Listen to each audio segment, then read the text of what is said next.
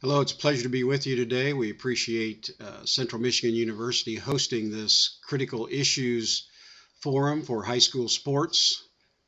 Thanks to the university for the opportunity to be a part, and I know you're going to have a great day sharing ideas. My name is Mike Blackburn. I'm Associate Executive Director with the NIAAA, and we are based in Indianapolis, Indiana. We are here for the purpose. We simply exist to assist you to benefit the profession of interscholastic athletics. And whether you are a high school administrator or a middle school athletic administrator, whether your title is director or assistant principal or administrator or coordinator, please know we are here to offer education and certification materials and support to what it is you do. We champion your cause, we champion your profession, and we understand the hours, the long days, the family balance, the challenges that you face. Michigan has offered historically and will in the future great leadership to the NIAAA. Currently, Ken Money from Manitowoc is on the board of directors of the NIAAA, having joined us in December 2011, and Ken's going to be a great board member. We also work with George Lovich, your MIAAA executive director, and Fred Smith and Scott Smith, Deb Van Gyken, all current committee members. Mike Garvey is your liaison to the NIAAA. We appreciate what they do, the manner in which they do it, and we also, for each of you, appreciate the job you do at your local, state level. And if you are not involved with the NIAAA, it's important for your own good that you become a part and join with us and receive the benefits. Today, I'm sure you're going to have a great session talking about hot topics in high school sports, whether that be club sports or concussion, hazing and bullying, the aggressive and changing parents. Finances certainly will be a topic, social media, all of those will be probably part of your day, plus others. We at the NIAAA feel that the primary crux of critical issues in high school sports today is the very existence of high school sports as we know them today, and what is the future for high school sports in schools. There has been somewhat of an assault, I would have to say, on high school programs, and most recently that's been brought on by the financial status of our nation, state and local level. It may have meant that you have faced budget reductions and thus fewer numbers of sports or numbers of contests or numbers of coaches. Transportation budgets have been cut. We have heard of extreme examples of school districts dropping middle school sports or joining with the recreation department to let the local city rec department run their high school sports program.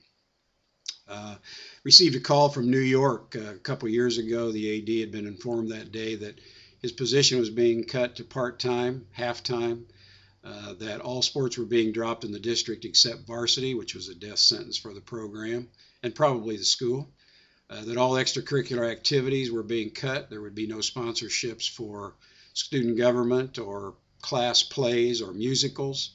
And this gentleman was quite down and out, didn't know which way to turn. But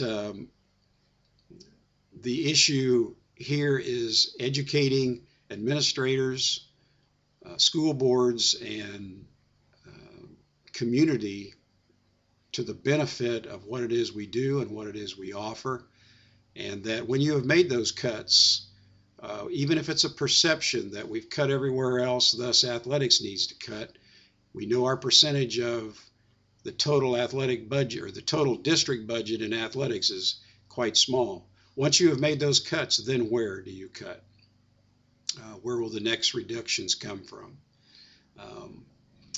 To combat this, we've joined in a number of efforts, and I would say beyond finances, the other assaults have been the quest for the athletic scholarship, and the drive for international success in athletic competition have pushed kids towards club sports. And you fully understand the club sport issue. You may have heard most recently the U.S. Soccer Developmental Academy prohibiting high school kids from participation.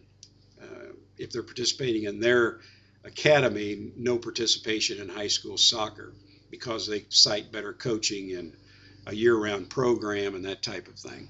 So as a combative, the NIAAA has joined a current emphasis on the promotion of the benefits of participation in high school sports in an effort to emphasize the importance to the 97% of those 7.6 million participants last year who didn't receive a scholarship,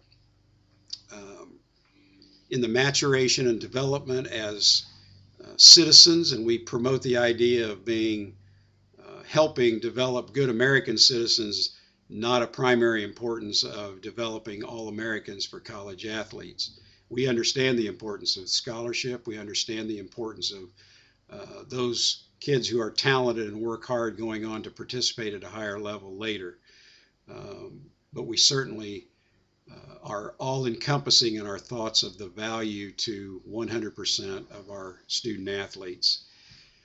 We have put this emphasis together. One method is the Interscholastic Athletic Administration magazine, IAA, familiar to NIAAA members, and a 2-year thrust in developing, soliciting, writing, reviewing articles friendly to the theme of the benefit of education-based athletics. We've joined with the National Federation of State High School Associations in 2 efforts, one being research on the educational benefits, grade point average, attendance, graduation rates, discipline referrals of athletes versus non-athletes at a national level. There's local data, state data, but we wanted a national study. And the second has been the development of 4 public service announcements that hopefully you have heard in Michigan, specific to each state as they have been developed, and promote the value of sports as an arm of the educational offering and meeting the mission of the educational system in that school district. You'll know these PSAs by the closing, which says this message is brought to you by the MHSAA and the MIAAA, spelling it out, each organization's name. When you hear both of those together, you'll know that that is the PSAs brought to you to hopefully help educate your local community. We heard some great results. We know that we've brought in, with only 5% of the radio stations reporting, over $4 million of free airtime to promote this nationally. And we hope that it will continue to be a great thing for you. If you haven't heard them in your state, we hope that you'll work together to have your local and radio stations and those promote your state tournaments to get them out there. We also promote through the e-news, the national conference, a textbook that we're writing on athletic administration, and all of our meetings that go on at the section and state level. Over the past couple of years, we've brought LTI courses to international schools, American schools at the international level, who understand the importance of athletics in that they continue to have them as an offering of their educational system. So while many of our people in the United States are working to make cuts, even if it's perceptive cuts, there's others away from the states that understand the value of education-based athletics. I would simply say that what we have is uniquely American, and it's from our earliest roots that it's developed, from Native Americans and early colonists right on up to where we are today. And you stand and we stand at the podium to educate those who need to know. So we challenge you with that, and know that, again, that we are here to assist you in whatever way necessary. Please call on us, and we wish you the very best. Take care.